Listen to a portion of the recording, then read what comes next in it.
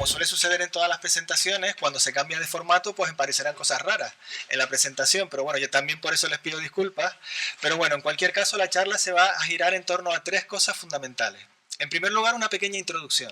En esa introducción lo que yo le quiero mostrar sobre todo es la importancia que están teniendo en la actualidad los procesos o fenómenos meteorológicos extremos en el contexto de los daños que se están produciendo a nivel mundial. Porque considero que es interesante reflexionar sobre este aspecto. ¿Por qué?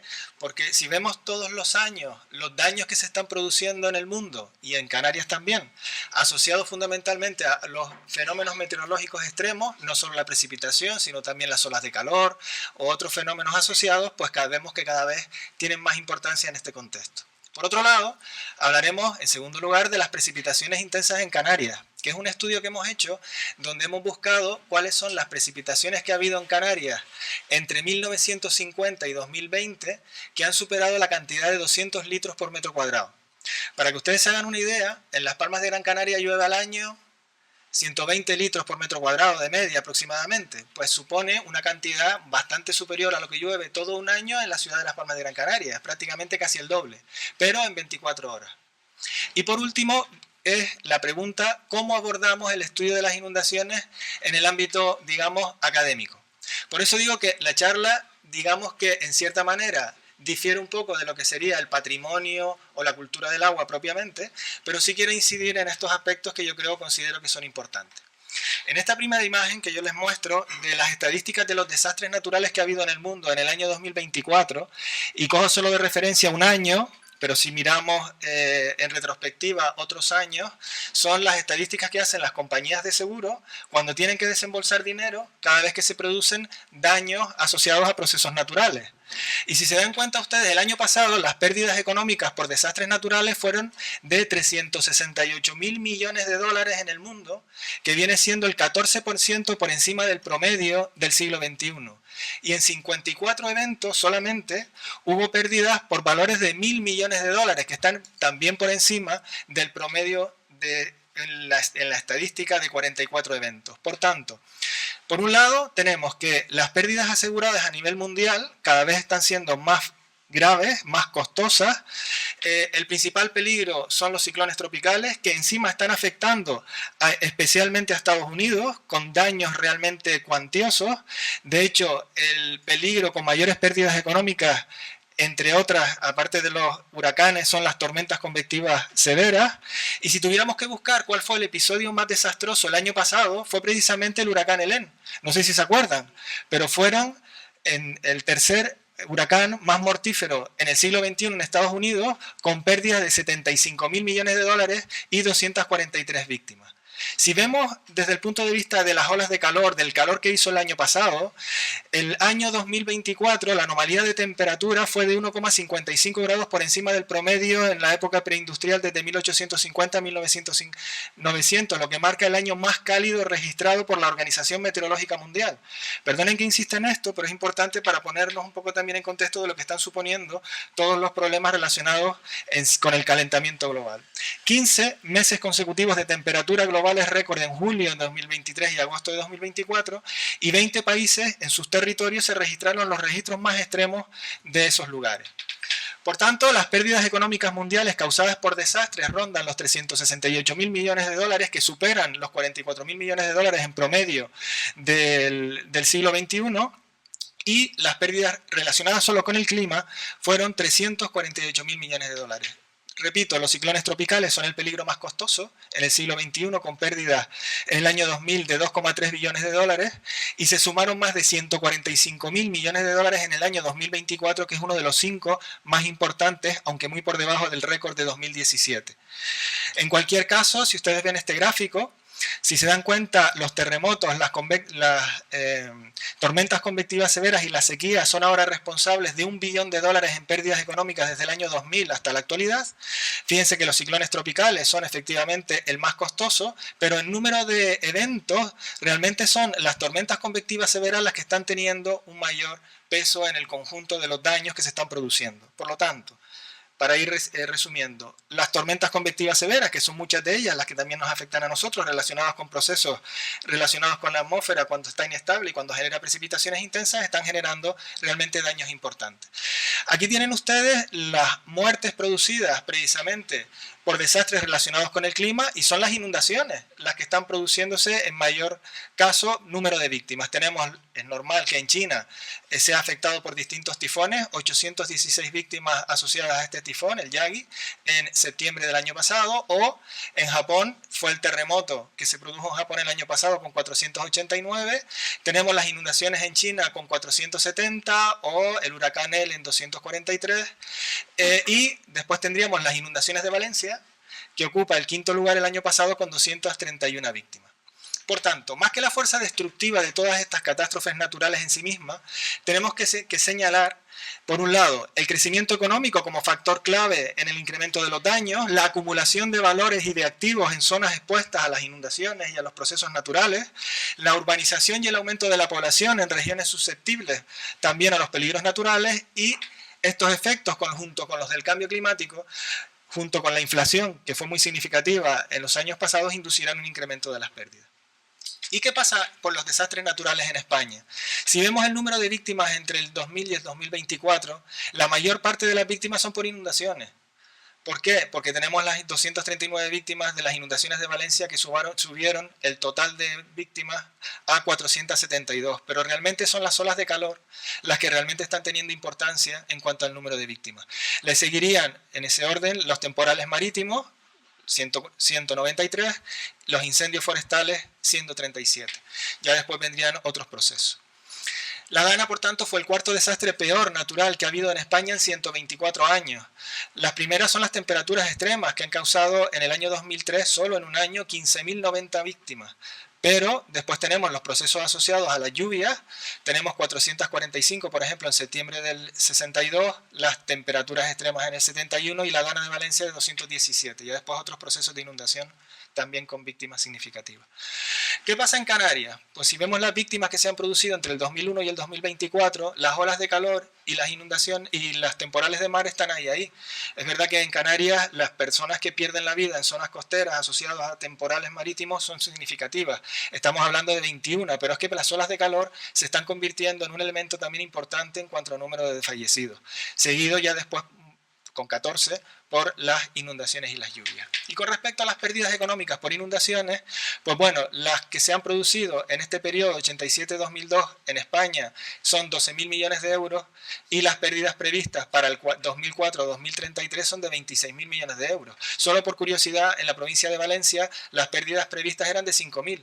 Pero es que ya vamos por 16.500 con las pérdidas de la Dana. Y en Canarias, pues bueno, pues tenemos distintos procesos asociados a embates de mar, que es verdad que ha habido, según los siniestros del Consorcio de Compensación de Seguros, que son los que tienen que pagar cuando nosotros tenemos un seguro y se produce una inundación, ellos son los que finalmente pagan. Ha habido 34.000 registros de embates de mar, que es el 75%, las inundaciones un 24% y las tempestades ciclónicas atípicas el 1%. Bueno, esa era la primera parte de introducción para entender un poco el contexto en el cual estamos. Y ahora vamos a hablar un poco de las precipitaciones extremas en Canarias. A ver, para nosotros poder conocer cómo llueve en Canarias, qué cantidad de agua cae, necesitamos pluviómetros. Es decir, personas que registran datos de precipitación en todos los lugares de Canarias. Esto, por suerte, aquí en el caso de Gran Canaria, tenemos lo que antiguamente se llamaba el servicio hidráulico, que ya dejó su red en manos del Consejo Insular de Aguas de Gran Canaria, que son los que gestionan los pluviómetros aquí ahora en Gran Canaria. Tenemos una buena red de registros desde el año 1950 hasta la actualidad, que por suerte se han ido manteniendo a lo largo del tiempo. En las islas occidentales ha habido un problema de registros muy grave entre 1950 y 1970. Tenemos muy pocos registros de datos de lluvia.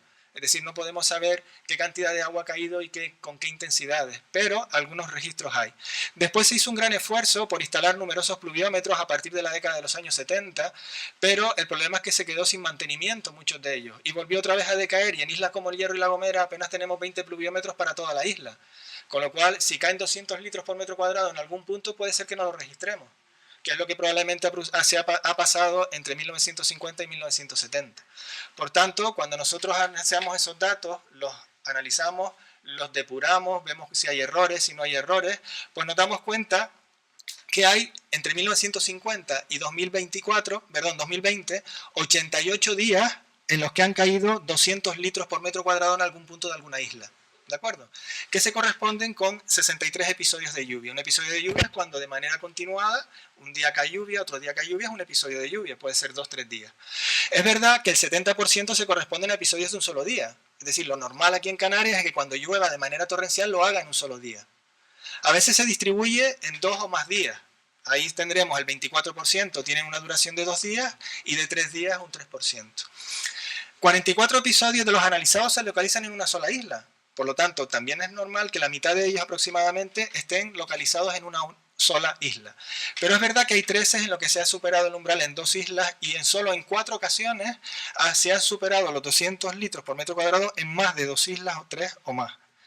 Es verdad que en Lanzarote y en Fuerteventura nunca han caído esta cantidad de lluvia, por su orografía y por sus características. De hecho, La Palma es la isla que más registros tiene, seguida de Tenerife, 24, Gran Canaria, 17, el Hierro, 11 y La Gomera, 6. Es verdad que la inexistencia de redes de observación durante muchos periodos en esas islas occidentales infravalore, por supuesto, estas cantidades. ¿Cómo es la configuración de lo que llamamos el tiempo durante estos periodos? En principio, si se dan cuenta, aquí arriba lo que tenemos son las advecciones de aire polar, es decir, cuando el aire frío desde las capas altas de la atmósfera se trasladan hacia el sur, lo que hacen es generar inestabilidad, y a veces en forma de frentes fríos, llegan hasta Canarias y dejan precipitaciones significativas. No es infrecuente que a veces esa vaguada pues termine por estrangularse y generar depresiones aisladas en los niveles altos. Uno de los peores episodios que ha habido en Canarias históricamente con este tipo de configuraciones fue lo que sucedió en La Palma entre el 15 y el 16 de enero de 1957, conocido como la Riada del Llanito. Es de las zonas más afectadas fue Breña Alta. Es uno de los peores episodios donde murieron desgraciadamente 34 personas debido a los desbordamientos y las avenidas de los barrancos de Aguascencio y Amargavino. Fueron, por tanto, históricamente una de las peores que ha habido. Cuando otro tipo de situaciones, que esta sí la conocemos, son las famosas danas, esos embolsamientos de aire frío en las capas altas de la atmósfera, acompañados de bajas presiones con borrascas, que cuando se sitúan cerca de Canarias, cuando vienen y llegan, son las que normalmente llenan las presas. En este caso, se generan pues eso, numerosos daños. Fíjense, aquí lo que se quiere mostrar es de dónde vienen esas borrascas, pues lógicamente desde el ámbito atlántico. Se generan en este ámbito de en torno a los 40 grados de latitud, o entre los 60 y 40, y descienden en latitud, y pues llegan a situarse en las proximidades de Canarias, o bien siguen trayectorias desde el oeste hasta el este, terminando por afectar también a nuestras islas. Uno de los peores episodios que ha habido en Canarias, de más de 300 litros por metro cuadrado en algunos puntos de la isla, fue entre el 15 y el 16 de febrero de 1956, cuando una borrasca se situó al oeste de Canarias y las precipitaciones dejaron pues importantes acumulaciones en todas estas zonas. Yo no sé si ustedes recuerdan, algunos de ustedes quizás sí lo recuerden, fueron los famosos deslizamientos de Rosiana. Seguro que algunos de ustedes lo conocerán. Vamos a verlo.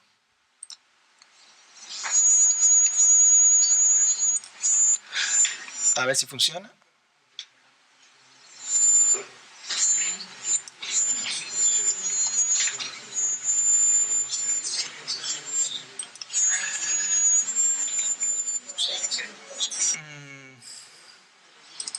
A ver si lo podemos ver directamente aquí.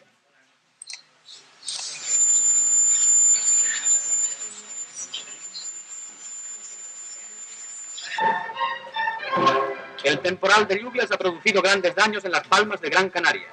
Corrimientos y hundimientos de tierras en la comarca de Tirajana ocasionaron la destrucción de 57 casas en las que habitaban 300 personas.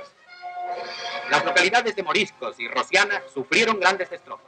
La agricultura padeció graves daños, se interrumpieron las comunicaciones y algún puente quedó destrozado. Ese es el antiguo puente de Rosiana. Los temporales marítimos adquirieron también gran intensidad. El furioso oleaje azota todo el litoral de Las Palmas. Ese es el antiguo muelle de La Palma.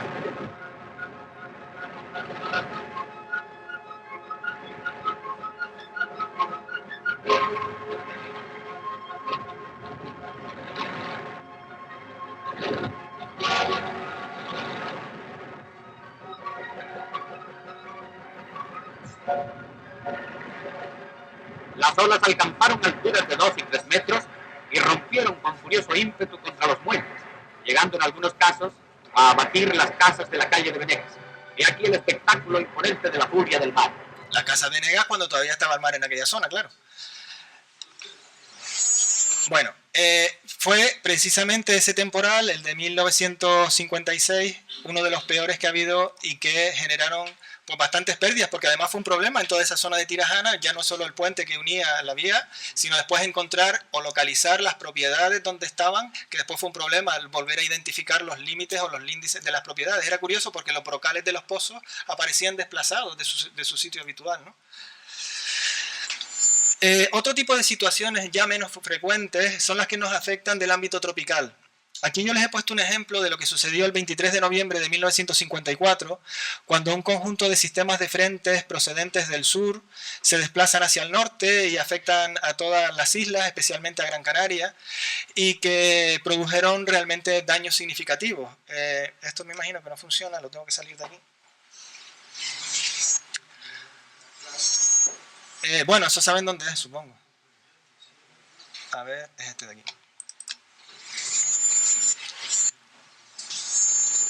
Bueno, eso saben lo que es, ¿no? Yo no lo conocí, desde luego. Ese es el famoso Guiniguada, cuando llevaba agua, el puente de piedra, y esto es la visión hacia arriba, ¿no? Hacia el centro. Esto es la vista desde la parte de atrás, y esto es la puente de la calzada, ¿no? Que todos ustedes conocen. Vale, esto fue un temporal en 1950 asociado precisamente a lo que estamos hablando, ¿no? Una depresión aislada en los niveles altos, donde precisamente generan precipitaciones ya hace muchísimos años que esto no lo vemos. Piensen que en esta cuenca en concreto pues se habrán construido muchos embalses, con lo cual se ha regulado, no existían tantos en esta época, y lógicamente quedan dentro de lo que sería un poco la memoria histórica, ¿no? Y aquí ya es cuando llega a la desembocadura. Ahora hay un proyecto para que se quería abrir esto, ¿no?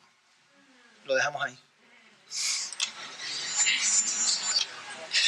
Y este otro vídeo, ya es el último que les pongo, que es también del Guiniguada en 1950, ¿vale? Es otra avenida. Aquí se ve también más o menos la misma imagen, o esta es la misma que puse antes. No, aquí sí se ve el puente de piedra y el puente de palo.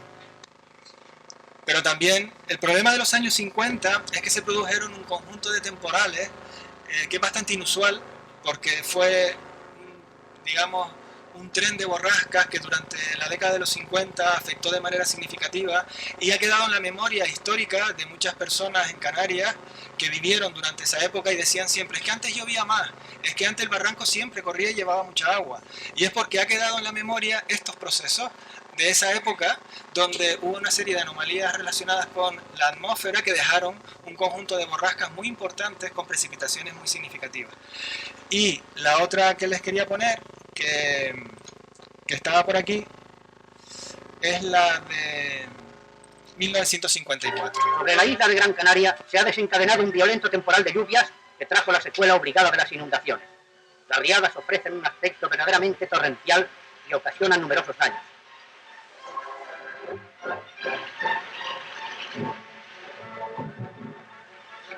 El régimen de lluvias abarcó todas las zonas de la isla y el líquido elemento fluye y salta por los barrancos en cascada. En la ciudad de Las Palmas, la ciudad de Las Palmas de Gran Canaria, esta fue desde hace una de las peores muchísimos años, inundaciones que ha habido en no Las se Palmas de recuerda Gran que en un Canaria periodo de desde 24 horas 1974. se haya recogido tanta cantidad de agua. Este es el aspecto que ofrecen las principales vías de la población, por las cuales circulan muy difícilmente los vehículos, lo mismo que si rodaran en medio de un cauce fluvial.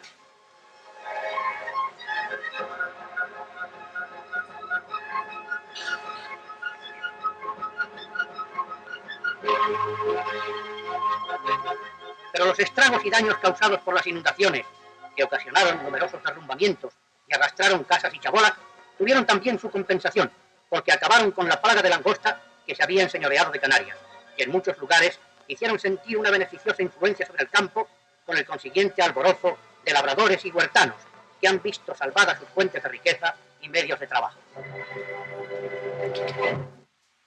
Bueno, por tanto, era normal que en esa época hubiera a un tiempo de sequía, que es lo que solía pasar antes muchas veces de la llegada de las lluvias, hubieran plagas de langosta, y precisamente las lluvias ponían término a esto. Bien, siguiendo un poco con lo que estábamos hablando, decíamos que el número de episodios de 200 litros por metro cuadrado es probablemente inferior al que realmente se produce. ¿Por qué? Fíjense cómo llueve a veces en Canarias. Este temporal, que fue el famoso temporal de marzo de 2002 en Tenerife, no sé si se acuerdan, que produjo 8 víctimas, precisamente fíjense que solo llovió precisamente en la ciudad de Santa Cruz de Tenerife, donde cayeron hasta casi 240 milímetros en 12 horas. Es una intensidad brutal de la precipitación, pero es que también en Gran Canaria, podemos poner otro ejemplo, este que sucedió en 1971 en el noroeste de la isla de Gran Canaria, en la zona del Risco, donde se destruyeron, ahí lógicamente no hay población, pero sí hay huertas y hay vías de comunicación, pero cayeron más de 300 litros por metro cuadrado en esta zona, asociado fundamentalmente a lo que se llaman procesos de convergencia a sotavento de los relieves montañosos, es decir, las montañas, los relieves, funcionan muchas veces como elementos de disparo y lo que hacen precisamente es que la nubosidad se incrementa a sotavento de esos relieves, que es lo que pasó aquí, por ejemplo, en Telde, con las lluvias últimas que hubo, que las inundaciones que hubo, que son muy difíciles de prever por la Agencia Estatal de Meteorología. A veces te ponen el aviso amarillo y de repente empieza a caer una tromba de agua aquí en Telde y le la pasan a naranja cuando ya se están produciendo las lluvias, porque son observados, fenómenos observados, y que se asocian fundamentalmente a esa dificultad que existe muchas veces de predecir este tipo de procesos porque son muy localizados. El hecho de vivir en islas tiene eso, ¿no? Bien, el análisis decadal de la frecuencia de este tipo de fenómenos, pues hay una disminución significativa en el tiempo. Aquí no podemos decir que cada vez se esté produciendo más procesos de este tipo de lluvias de más de 200 litros por metro cuadrado. Fíjense, entre 2010 y 2020 solo ha habido 5. Entre 2000 y 2009, 9. También es verdad que en todo este periodo, donde solo hubo 4 y 6, probablemente se registraron más. Lo que pasa es que no teníamos pluviómetros para saber si cayó, como hemos visto que llueve de forma muy localizada en algunos puntos, si no tenemos registros, no sabemos si eso es verdad. Pero bueno, en principio no parece que estemos en un momento donde haya un mayor incremento de número de procesos de este tipo, pero sí es verdad que estamos en un proceso de sequía pertinaz. Por eso les he puesto esta otra imagen, donde están los índices de sequía de una estación meteorológica, en concreto en el Valle de Aridane, en La Palma, donde si se dan cuenta, la sequía que se está produciendo desde el año 2004 hasta el 2002, hasta el 2022, perdón, del 2002 al 2022 es severa. ¿Vale? Estamos, por tanto, en un proceso todo lo contrario, donde realmente lo que preocuparía sería más bien lo contrario. Bien, terminado con esto, vamos a hablar un poquito de cómo normalmente se estudian los riesgos de inundación. Los procesos de inundación se estudian siempre desde 3 perspectivas. Por un lado, desde la perspectiva de la peligrosidad, de la exposición y de la vulnerabilidad. Claro, a mí me preguntaron, bueno, ¿Canarias es más o menos vulnerable al incremento o no de los procesos de inundación? Bueno, vamos a ver cómo se estudia la vulnerabilidad, porque eso es complicado. Y la peligrosidad también es complicado a veces analizarlo. Desde luego, la peligrosidad se establece fundamentalmente con lo que vamos a ver ahora. Fíjense, les he puesto 2 ejemplos con respecto al riesgo de inundación. Aquí ven ustedes una zona que se inundan de manera frecuente, la peligrosidad es elevada, que son estas zonas de Yukon Flat de Canadá, que cada 2 por 3 se inundan, pero allí no vive nadie. Con lo cual ahí el riesgo es inexistente, desde el punto de vista de vulnerabilidad, exposición y peligrosidad. Sin embargo, fíjense esto de aquí. Esto es Grand Forks, en Minnesota, en Estados Unidos. Aquí la peligrosidad es mínima, porque hay un pequeño riachuelo que apenas lleva agua, pero que de repente cada cierto tiempo, bastante tiempo, se desborda e inunda una amplia zona. Perdón. Aquí la exposición es elevada. Y de hecho la vulnerabilidad es extrema, por eso el riesgo es alto. Y esto que ven ustedes aquí son los sitios donde tiran las neveras, que se les estropean en las viviendas y las tienen ahí para tirarlas en un sitio en concreto. Por lo tanto, aquí la peligrosidad en este caso es baja o es mínima, pero cuando se producen muchos daños, por lo tanto el riesgo es alto. Por tanto, ¿cómo nosotros abordamos las inundaciones? Lo podemos abordar desde distintos puntos de vista, mediante métodos botánicos, mediante métodos históricos, mediante métodos hidrológicos, hidrogeomorfológicos también. Por lo tanto, nosotros cuando hemos hecho estudios aquí en Canarias de inundaciones los hemos abordado sobre todo desde la perspectiva de estos 3 de aquí. Yo no he trabajado tanto métodos geomorfológicos porque no soy geólogo. A mí me gusta más la parte histórica. Saber y conocer cuáles han sido las inundaciones históricas que se han producido en Canarias, o incluso desde el punto de vista hidrológico. Pero también hemos hecho trabajos botánicos. Y ustedes dirán, ¿pero y qué tiene que ver la botánica con las inundaciones? Vamos a verlo. Desde el punto de vista hidrológico, pura y llanamente, lo que nos interesa saber en un río es cómo se comporta el río. ¿Cómo va a afectar a la zona de inundación? Tenemos lo que sería la profundidad de la lámina de agua. Yo quiero saber qué volumen de agua se va a desbordar, qué superficie va a ocupar y cuánto tiempo va a estar ahí ese agua funcionando, que es el gran problema. En los grandes ríos que hay en la península ibérica, pues eso es lo que sucede. Por ejemplo, los puse por ejemplo, Navaluenga en Ávila, este es el cauce del río, perdón. Este es el río. Normalmente, ahora si ustedes van allí lo verán así, pero estas fueron las inundaciones que se produjeron hace poquito, el 8 de marzo de este año, que fueron todas esas inundaciones que hubo durante la primavera. Fíjense que en este caso, si nosotros hacemos los modelos hidrológicos de esa zona, pues nosotros sabemos cuál es el área previsible de inundación para distintos periodos de retorno. Serían 50, 100 y 500. De manera que lo que está en azul más oscuro serían las áreas inundadas en periodos de retorno de 50 años, periodos de retorno cada 100 años es previsible que la superficie inundada pues, llegue incluso al pueblo o a la ciudad, a Navaluenga, y ya después para 500 años. Nosotros, si vemos los daños que se producen precisamente con este tipo de procesos, sabemos que cuando la altura del agua en una vivienda supera una determinada cantidad, los daños se disparan. ¿Por qué puede ser eso? A partir, fíjense aquí en este gráfico, estas son las pérdidas económicas y esta es la altura de la lámina de agua. A partir de una determinada altura, en torno al 0,8, 0,9 metros, casi un metro, se disparan los daños. ¿Por qué? ¿Qué es lo que nosotros situamos encima de un metro y medio? Pues tenemos todos los ordenadores, todas las cosas que son caras y que por tanto explica que cuando ya la inundación sube a un determinado umbral, pues se producen ya los daños más significativos. Y esto es interesante porque cuando vemos esos coches que fluyen por los barrancos como si fuera una caja de cerillas, o de fósforo, sería la palabra correcta, en este caso, ¿por qué funciona eso así? Fíjense que no se necesita tanto, fíjense. Una persona con apenas 30 centímetros de agua y una velocidad de 1 metro por segundo, esa persona no se mantiene de pie con una corriente de agua. Pero es que un coche, con apenas lo mismo, 30 centímetros y velocidades de 2 metros por segundo, y el coche empieza a caminar.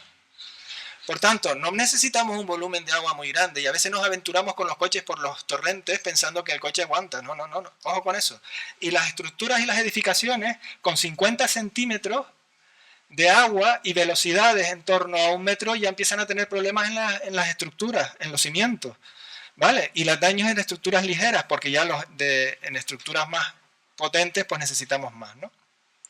Y otra cosa son los sedimentos que se transportan también con estos procesos. Fíjense, esto es un ejemplo de una iglesia, San Adrián de Sasaba en Huesca, que se utilizaban los ganaderos de la zona para guardar el ganado en esta construcción que había, pero después fue alguien por allí de una universidad y dice, ¿y esto qué pudo haber sido? Y empieza a excavar y encuentra una antigua, precisamente, iglesia románica de esa zona que habían registros históricos y que realmente estaba allí, pero que había quedado cubierta por la cantidad de sedimentos que se produjeron durante una avenida torrencial.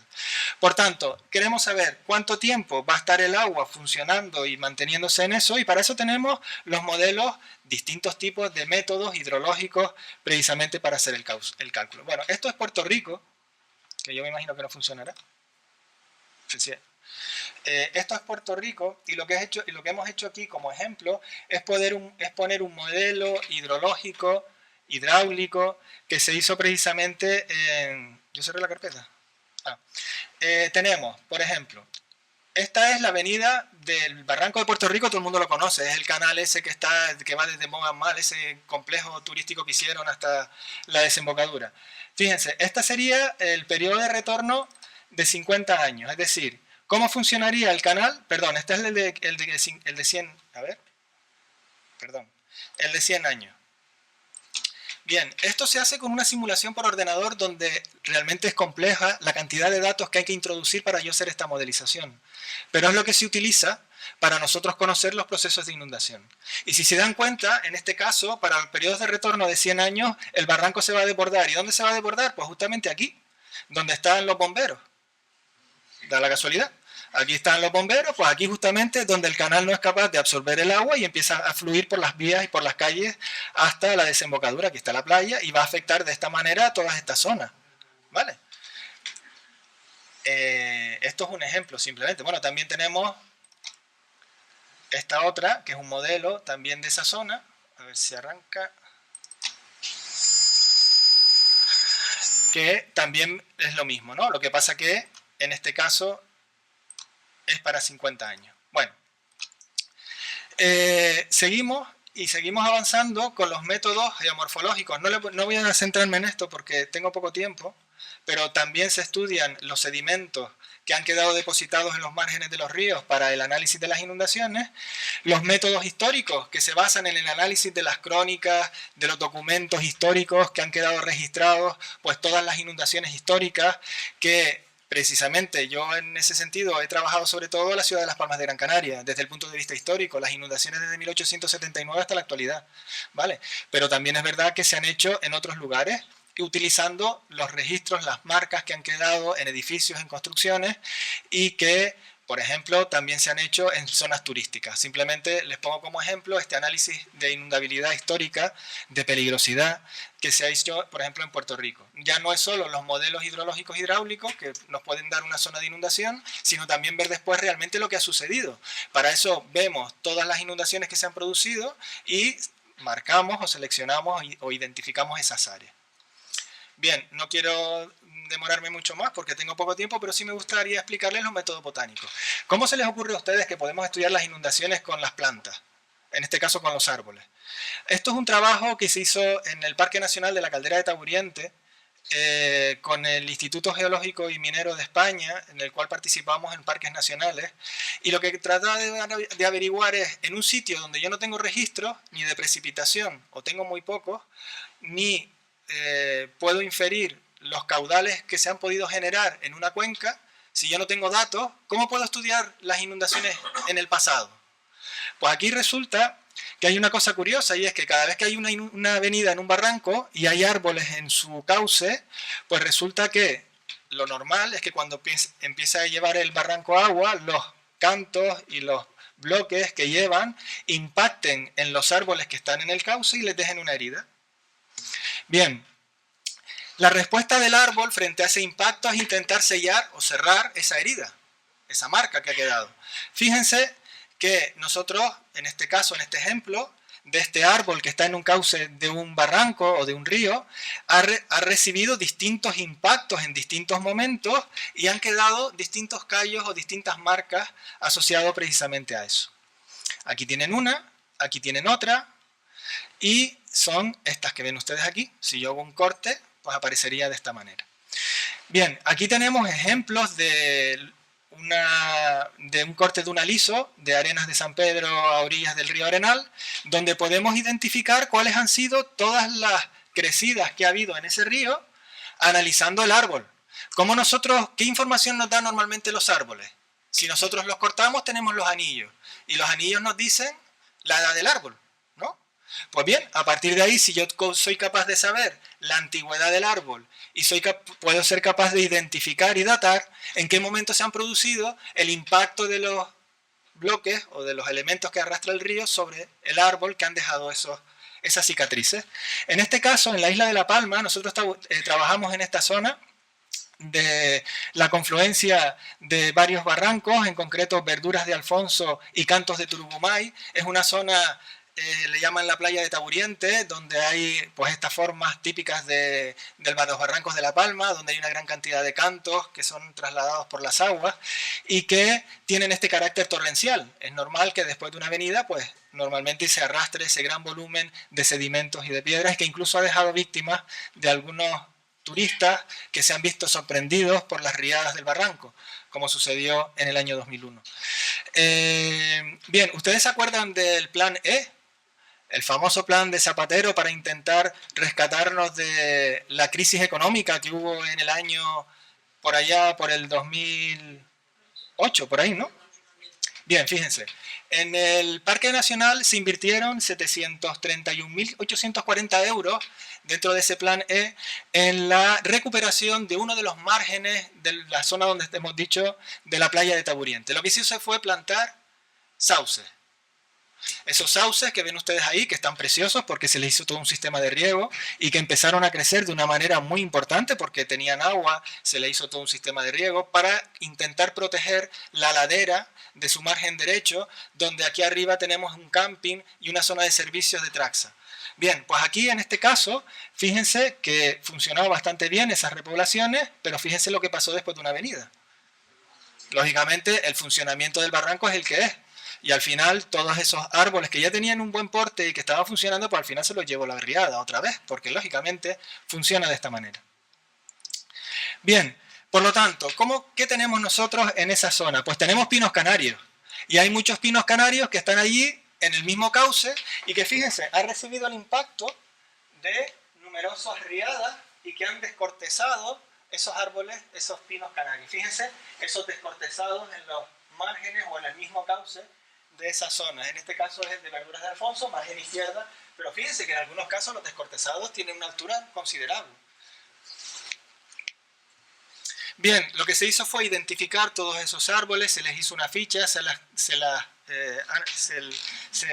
les catalogó y después se hizo esto. Esto es el análisis dendrogeomorfológico, es decir, mediante una barrena, nosotros lo que hacemos como un sacacorcho, metemos una barrena dentro del árbol y sacamos un testigo.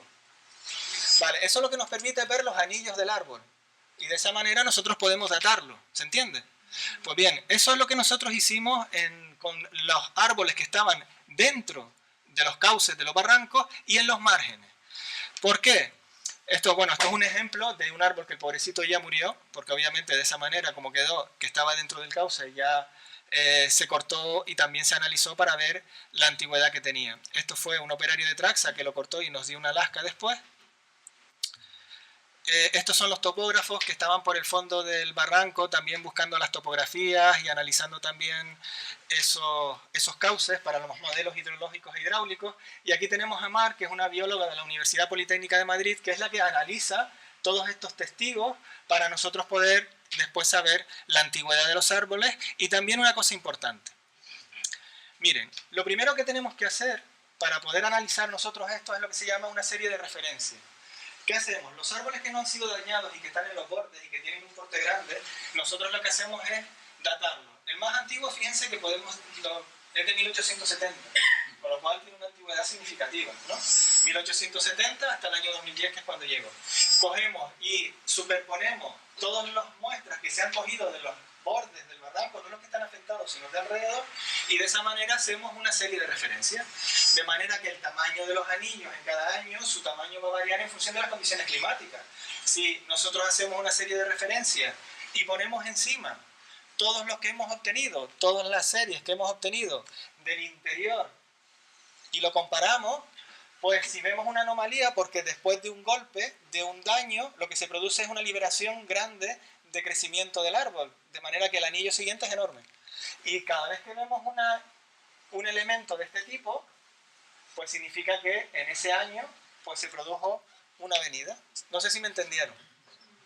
Más o menos. ¿Sí, no? Vale, pues de esa manera se pudieron identificar en qué momento ha habido avenidas en el barranco, porque, claro, nosotros no tenemos datos de precipitación. Hay una serie de un pluviómetro en la cuenca media del barranco, que ese sí funcionó más o menos bien, y podíamos incluso ver si estábamos haciendo bien el trabajo. Por lo tanto, en algunos casos, por ejemplo, esta de 1920 no la teníamos registrada en los registros de pluviometría, porque no existían. La del 60 tampoco. O la del 62, perdón. Esta del 62 resulta que estaba en un libro de Icona del Parque Nacional, que hablaba precisamente de una avenida que se había producido en una de las márgenes de los tributarios del barranco y que estaba registrado, pero en el registro histórico. Las otras del 91 y del 2001 sí tenían registros de precipitación, porque los teníamos del pluviómetro que dije antes. Con lo cual casaban bastante bien los datos históricos, los datos pluviométricos, y nos hacían inferir después cuáles han sido precisamente los momentos en los que se han producido precipitaciones intensas y poder identificarlas. Bien, otra cosa curiosa, y ya con esto acabo, para no extenderme más de la cuenta, es esto otro. Dentro del cauce se han quedado enterrados árboles que han sido llevados por la corriente a lo largo de los años. Fíjense que este árbol está dentro de una matriz de sedimentos y lo que se hizo fue coger, volver a llamar a los de Traxa y decir, miren, por favor, córtenos un trozo del árbol. Y tuvimos que cargar este trozo. Yo no les quiero decir lo que pesaba esto, pero cargarlo desde donde estábamos hasta el coche era importante, ¿eh? Esto se dató y tiene una antigüedad, por carbono 14, tiene una antigüedad de 3.500 años. Eso significa que este proceso de formación de avenidas torrenciales y turbulentas, etcétera, pues tiene una antigüedad bastante importante, porque ya llevan funcionando así desde hace miles de años, ¿vale? Bueno, ahí está el... Por tanto, los métodos estos de análisis dendrogeomorfológicos se están convirtiendo sobre todo en aquellos lugares donde no hay datos de precipitación o donde no hay datos históricos, en una herramienta útil para la identificación de estas avenidas torrenciales que se producen en distintos lugares. Bueno, yo lo dejo aquí para no quitar tiempo a nadie y no sé si tienen... Yo solo entiendo una cosa. Mi padre era guardia forestal y estaba en Inagua en los años 50. Y durante toda su estancia allí, que estuvo hasta años 76 o así, él hizo siempre un registro que lo mandaba a la jefatura de monte, que estaba en Triana en ese tiempo. Me pregunto, ¿no estará por algún lado eso? Porque todos los demás guardas forestales tenían que hacer también lo mismo. Tenían pluviómetro, quiero decir. Sí. Hacía un registro de la pluviometría y también de la temperatura. Ajá, sí, la estación de Inagua es muy antigua. De hecho, la estación de Inagua es la que tiene registros de temperatura y también de precipitación bastante antiguos. ¿Qué pasaba antes? Los primeros datos de pluviometría aquí en Canarias empiezan en 1924, que es cuando se instalan lo que antes se llamaba la City of Las Palmas Water, que es la que se encargaba del suministro del agua en la ciudad de Las Palmas de Gran Canaria, que obtenían no sé si ustedes conocen la zona donde están los nacientes, donde obtenían antes el agua para la ciudad de Las Palmas de Gran Canaria. Ahí se instalan los primeros pluviómetros en 1924. En 1936 había un ingeniero de minas en el Consejo Insular de Aguas que se dedicó a instalar pluviómetros por distintos puntos de la isla. Tendríamos en torno a 36, 38 pluviómetros ya repartidos por la isla. En 1950 es cuando ya el servicio hidráulico y en concreto, claro, ahí empiezan a construirse muchos pozos por toda la isla, muchas presas, y en esos lugares se instalaban pluviómetros. De hecho, a mí me contaban como anécdota, el geólogo que antes estaba en el servicio hidráulico, se llamaba Núñez, me decía, no, es que antes para tú vender dinamita para hacer los pozos, le obligabas al señor a que te pusiera un pluviómetro y le mandaras los datos. Con lo cual había una cierta ahí, ¿no? Pero bueno, gracias a eso se instalaron tantos pluviómetros por toda la isla de Gran Canaria, más de 250. Pero bueno, esos datos es normal que en esa época los guardas, los que tenían pozos, los que tuvieran a cargo de presas, etcétera, pues mandaban esos datos no solo al servicio hidráulico, sino también a la Agencia Estatal de Meteorología, porque eran redes compartidas. Eso se hacía solo en los pozos. Que se llama cauce común. Exacto. Porque como el pozo era una especie de oclusión del cauce, se exigía eso. Pero nosotros no. En lo que son los TP antiguos, terrenos particulares, ¿vale? Okay. Eran los CP.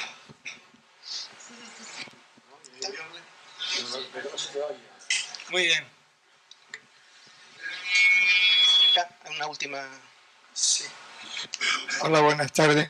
Esto, en unas jornadas forestales también, el pino de Pilancones, y también hicieron otro estudio, en los anillos también se nota, o sea, si se calcula el año, si hubo más lluvia o hubo menos lluvia. También ahí se puede calcular. Y de hecho, en ese estudio que lo hicieron en Madrid y después lo trajeron aquí a las jornadas forestales, entonces indicaban los años que habían sido de más lluvia.